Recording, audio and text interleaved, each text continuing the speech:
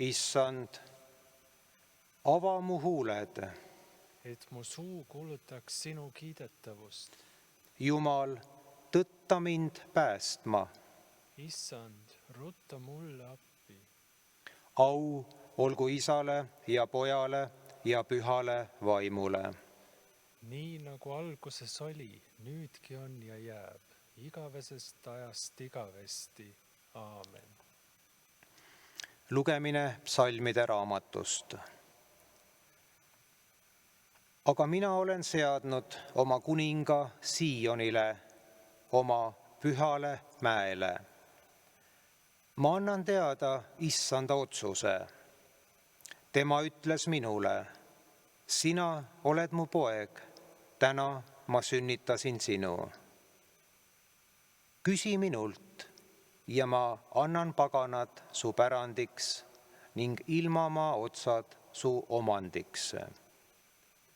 Sa peksad nad puruks raudkepiga, sa lööd nad katki nagu potissepa tehtud astjad. Niisiis, teie, kuningad, saage mõistlikuks. Teie, ilmamaa kohtumõistjad, laske endid noomida. Teenige Issandat kartusega ja ilutsege värisemisega. Au olgu Isale ja Pojale ja Pühale Vaimule.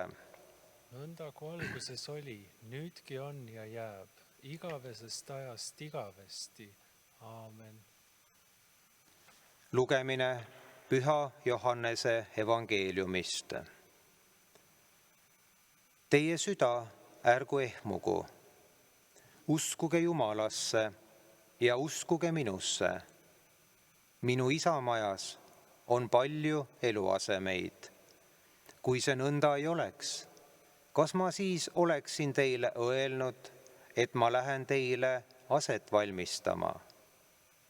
Ja kui ma olen läinud ja teile aseme valmistanud, tulen ma jälle tagasi ja võtan teid kaasa enese juurde, et teiegi oleksite seal, kus olen mina. Ja kuhu ma lähen, sinna te teate teed. Toomas ütles talle, Issand, me ei tea, kuhu sa lähed. Kuidas me siis võime teada teed? Jeesus ütles talle, mina olen tee ja tõde ja elu. Ükski ei saa minna isa juurde muidu kui minu kaudu. See on püha evangeelium. Kiitus olgu sulle, Kristus.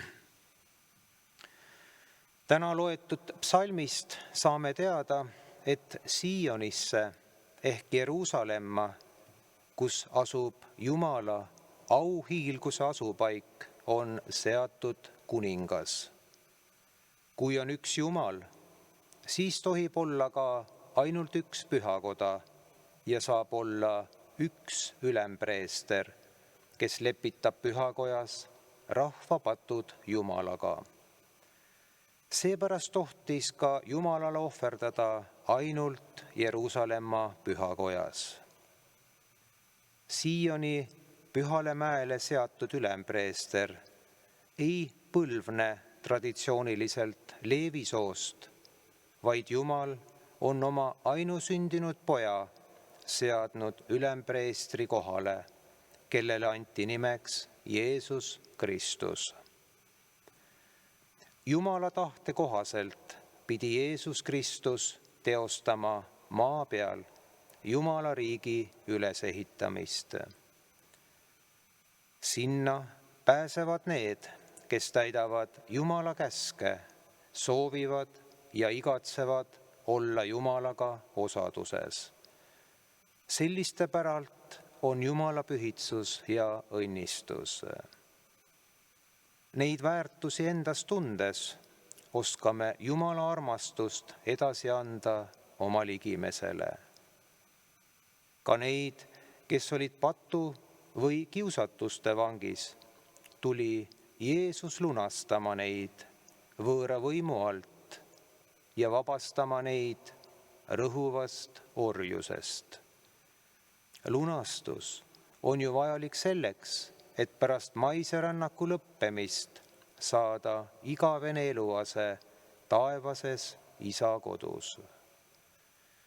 Mõned peatükid enne tänast kirja kohta Jeesus selgitab oma ülesannet. Tsiteerin Johannese evangeeliumit. Aga see on selle tahtmine, kes mind on läkitanud, et igavene elu peab olema igaühel, kes poega näeb ja tema sisse usub. Ja mina tahan teda üles äratada viimsel päeval. Tsitaadi lõpp. Ase taevase Isa majas, see on rahu ja kindlustunne ning Jumalapoolne tänu, et oleme maa peal elades võtnud kuulda Jeesuse tarka nõuannet, mis on kirjas täna loetud evangeeliumi kirjakohas. Mina olen tee ja tõde ja elu, ükski ei saa minna Isa juurde muidu kui minu kaudu. Aamen. Palugem. Jeesus Kristus, meie päästja, sina oled tee, tõde ja elu.